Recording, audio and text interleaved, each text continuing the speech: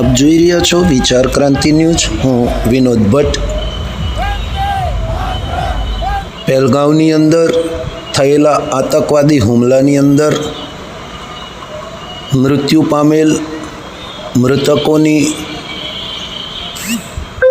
વેદનાને સમજી અને ભારતના યશસ્વી વડાપ્રધાન શ્રી નરેન્દ્ર મોદીએ ઓપરેશન સિંદૂરને પાર પાડી અને ભારત પાક વચ્ચે થયેલા યુદ્ધની અંદર આપણા ભારતીય સૈન્ય બળે જે પરાક્રમ અને શૌર્ય દેખાયું એના યાદમાં એમને બિરદાવવા ખેડા જિલ્લાની અંદર વિવિધ સંસ્થાઓ અને ભાજપ દ્વારા તિરંગા વિજય યાત્રાનું આયોજન કરવામાં આવ્યું, જે આપ જોઈ રહ્યા છો અને મહાનુભાવોના મુખે એ એમના શબ્દોમાં સાંભળી રહ્યા છો। પાકિસ્તાનને જે સબક શીખવાડ્યો છે એને વર્ષો સુધી 4 પેઢી સુધી યાદ રહેશે એવો સબક શીખવાડ્યો છે ભારતીય સેનાએ। આ સરકાર દ્વારા જે એને સફળતા આપવામાં આવી છે એના માટે સિનિયર સિટીઝન દ્વારા ભારત સરકારને ખૂબ ખૂબ ધન્યવાદ પાઠવવામાં આવે છે।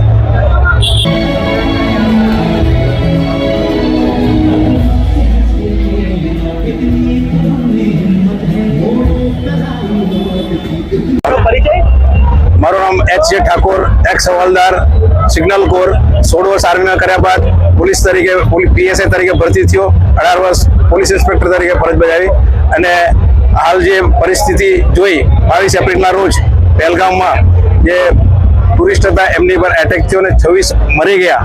દરમિયાનમાં બધાએ તો બહુ હલ્લા કર્યા કે ચલો એટેક કરો, સર્જિકલ સ્ટ્રાઇક કરો, પણ બધું પ્લાનિંગથી હતું। એટલે 6 તારીખની રાત અને 7 તારીખના સવારના રોજ જો ભારતીય સેનાએ ગુપ્ત રીતે આતંકવાદીઓના 9 અડ્ડા તબાહ કરી નાખ્યા અને એ લોકોને બરબાદ કરી નાખ્યા। સામે બીજે દિવસે એ લોકોએ એટેક કર્યો તો એનો પણ જડબાતોડ જવાબ આપવામાં આવ્યો। એ લોકોના ડ્રોન બધા S-400 દ્વારા તોડી પાડવામાં આવ્યા, તેમજ સેલ દ્વારા એમના જે એરસ્પેસ છે એને પણ તોડી નાખવામાં આવ્યો। ત્યારબાદ એ લોકોએ સીઝ ફાયર કર્યું, પણ ઓપરેશન સિંદૂર જે માનનીય નરેન્દ્ર મોદી સાહેબે કર્યું હતું એની સફળતાના ઉપલક્ષમાં આજે નડિયાદ ખાતે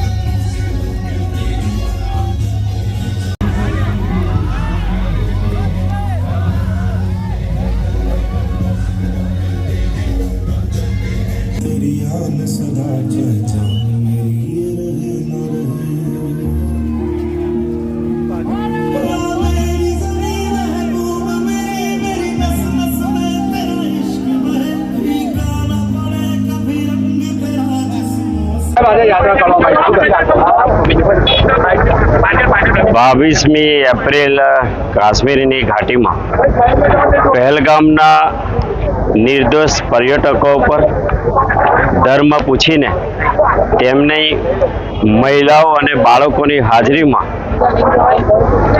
નિર્દોષતાપૂર્વક હત્યા કરવાનું દુઃસાહસ પાકિસ્તાની આતંકીઓએ કર્યું અને દુઃસાહસ કર્યા પછી એમણે પડકાર પણ ફેંક્યો।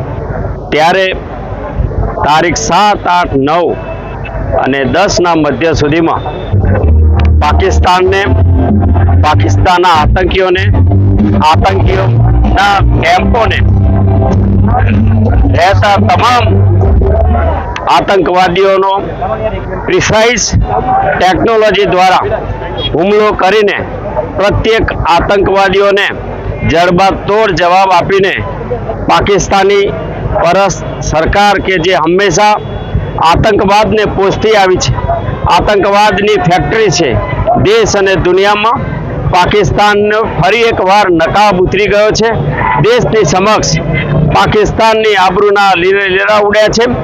ભારતની સૈન્ય શક્તિએ શૌર્ય અને પરાક્રમથી બહુ જ ટૂંકા સમયમાં પાકિસ્તાનને ધૂળ ચાટતું કર્યું છે અને દેશના યશસ્વી વડાપ્રધાન પ્રખર રાષ્ટ્રભક્તના નેતૃત્વમાં ઓપરેશન સિંદૂર દ્વારા પાકિસ્તાનને અનેક દિશાઓમાંથી માર પડી રહ્યો છે, ત્યારે આ ઓપરેશન સિંદૂરને ઓપરેશનમાં કામ કરતા ભારતીય સેનાના સૌ જવાનોને મોરલ બુસ્ટિંગ આપવા માટે, એક પ્રકારની એમની શહાદતને નમન કરવા ઉપરાંત એમના શૌર્ય અને પરાક્રમને બિરદાવવા માટે ખેડા જિલ્લાના તમામ વિવિધ સંગઠનો, તમામ સમાજ શક્તિ, તમામ ધાર્મિક શક્તિ, તમામ કર્મઠ અધિકારી વર્ગ અને વિવિધ સમાજમાં રહેલા પ્રત્યેક જન દ્વારા આજની આ રેલી સ્વરૂપે તેઓને ખૂબ જોમ અને જુસ્સો પૂરો પાડવાનું કામ કર્યું છે.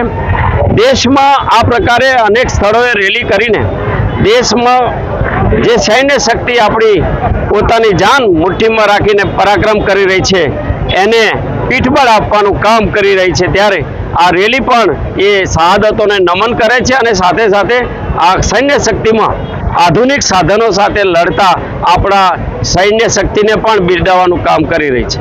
હિન્દી तेरी नदियों में बह जावा, तेरे खेतों में लहरावा, इतनी सी है.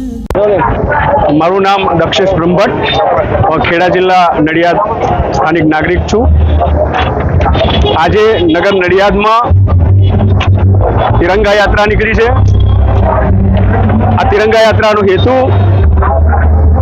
કાશ્મીરના પહેલગામની અંદર નિર્દોષ પ્રવાસીઓ ઉપર આતંકવાદીઓએ કરેલા હુમલા પછી ભારતના સૈન્યએ જે પરાક્રમ અને શૌર્ય દાખ્યું છે અને આતંકવાદીઓના મુખ્ય સ્થળો પાકિસ્તાનની અંદર રહેલા અને પાકિસ્તાન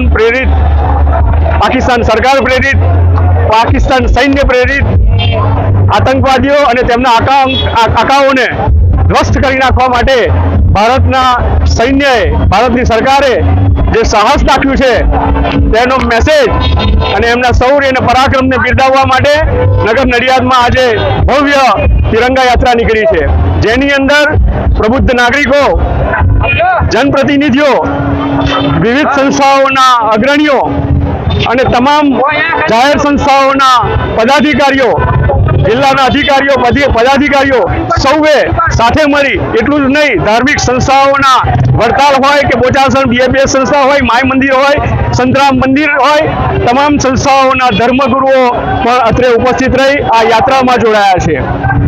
આ યાત્રાનો હેતુ એટલો જ છે કે ભારતની અંદર સિંદૂર ઉજાડનારાઓ આતંકવાદીઓની એ નાપાક ભૂમિને ઉજાડવાનું પણ ભારતે પરાક્રમ દાખ્યું છે. ફરી વખત આંખ ઊંચી કરીને પાકિસ્તાન પ્રેરિત આતંકવાદીઓ ભારત માતા તરફ નજર ન કરે એના માટે આ યાત્રા કરવામાં આવી છે. સૌને પ્રેરણા મળે. ભારત માતા કી જય.